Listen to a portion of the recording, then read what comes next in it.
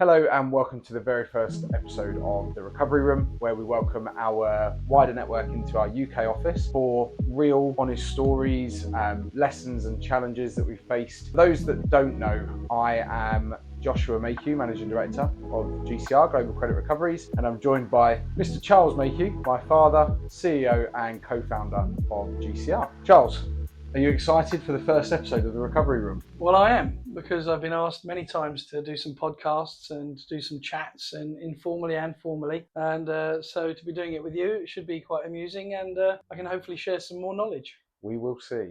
Now, Dad, it's widely accepted that most people in credit management or collections roles have somewhat fallen into that role. They never really dream of becoming a credit manager. But at what point in your career do you think there was that shift where you recognised actually this could be the career for you and it was the path you wanted to follow? I think the first thing is that I love watching people's titles change and their salaries change. And it's something that I've talked to Natasha Whitehead about, when people go from a credit manager to an order to cash manager and things like that. But for me, I started out with STA, which is Stanley Tulch and Associates, and it was a new market to me. They were looking for a marketing sort of sales director in the industry, and I became very quickly aware that there were a lot of good people who I still count as friends in the industry. And it was a nice industry to be in because it was something that people needed. People wanted to recover their money. We had a niche market, being international as well, and across the States as well. It's a business that had been in America for quite a long time. And I was lucky enough to be in the States with STA many times and learn a lot about the industry. So it was at that point, maybe after a year or two, that I got used to the industry. I liked it a lot. To sort of resonate that, I think for me personally, taking it from you, of course, that sort of being passed down and getting into the industry, the excitement I get out of getting companies' money back where it should be, and that's without my sales hat on. It's such an exciting role, and that's also passed down to our collections teams as well. Everybody says the same thing. It's very much, we've done a good job by our clients there. It's probably the biggest question that I get is when CFOs, credit managers say, how did you collect money when we didn't? And it's a combination of everything. It's language skills, it's boots on the ground, there's a whole variety of things. But we always get to see why the debt occurred. But getting into the industry was a bless, and I don't know where the years have gone. That's the bottom line. Creeping up on 9 years of GCR, and I don't know where that's gone. It does fly. So Charles, from your 4 decades of experience in the credit and collections industry, what's your favourite or most memorable story from a collector's perspective? I think one of them was a particular collection in the early days of starting a niche market in Saudi and Dubai. Shortly after you'd lived there when you were 3 years old, we had a client who wanted to collect around about $65,000, so no small sum. And the client had provided thousands and thousands of perfume bottles. And so, as is the problem in Dubai, all you get to go on is a PO box and maybe a phone number. So I'm always saying to our clients, even on international credit policies, write in the exact address as to where the debtor is. Next to the fish fountain, round the white roundabout, over the bridge. Yeah, it's that mezzanine sort of floor, next to the Hilton Hotel, on the main road through Sheikh Zayed or wherever it might be. Now things are a little bit different now because we've got Waze, and it really helps a great deal. But at this time, and I think this was around about 1996, and we managed to find out where the factory was sited that was using these perfume bottles. And when I got there, the entire area was just sand, but it was a bit weird because the sand was all built up, and there were lots of Indian gentlemen playing football on where this sand was, where the factory should have been.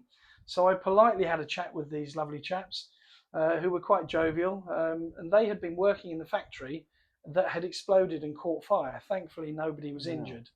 And that's where the perfume and the alcohol had exploded, which is why the debtor had cash flow problems. So obviously I still had to find out where the directors were.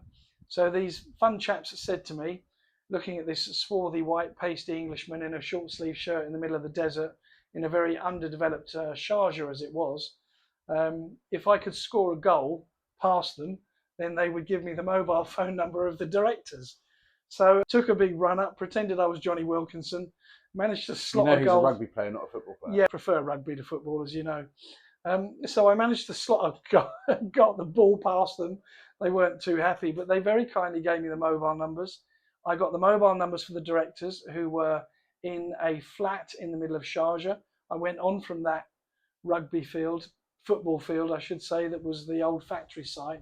Managed to have some samosas and carrot tea with the directors, and managed the next day to pick up a draft for them, a friendly, nice, polite collection with a nice little twist as well. We often get oohs or ahs or interesting comments when we maybe in a new room of people that aren't familiar with debt collection or the credit industry when we say that we do debt recovery. What would you say is the most common misconception about us and about debt collection as a whole? The biggest misconception from most professional clients is that we will spoil the relationship built up, and especially from the sales teams. When I meet the sales teams in some of our blue chip clients, they are concerned and they want to meet us before we are let loose on their valuable client base. And for me, I get the opportunity to explain to them that tough tactics cause tough resistance. We actually can act as an education program for the debtors. Yeah. They won't reoffend again. If you've got a constant reoffender who's always paying late, and we can delicately handle as a third party the collection and it gets paid without the need for litigation, which is what we try to do at all stages, it means that their client, they can go back and do business with them again and carry on the relationship. And that's the thing, is if you see that behavioural trend, ultimately our service puts in that polite but firm pressure with the threat of legal action when it's needed. And that's the re-education piece you're talking about. That's key, because sometimes, we see it especially in that, the Middle East and African region as well.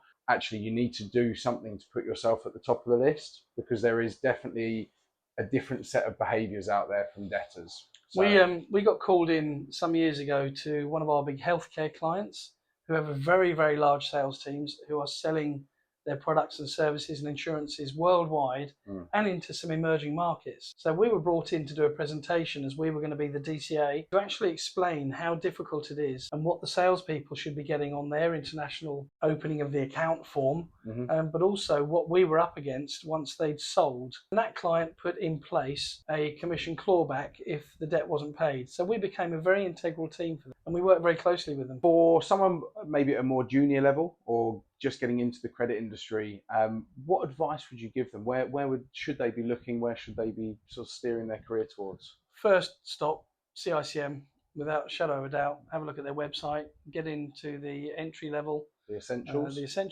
Which is a very reasonable cost to get involved with the CICM, and then progress from there, definitely. I am a big advocate of LinkedIn. So it's a great way of building up your portfolio of contacts that are useful in the industry. We actually use it. It's one of our secrets to debt collection. Not so secret now. Oh, let it go now. That's it. Blast. But it is one of our secrets is how many people, having been involved on the LinkedIn platform, I've ended up with 14,000 contacts. I know you've got quite a few as well. So it's indeed very vital. So yeah, straight in CICM, onto LinkedIn.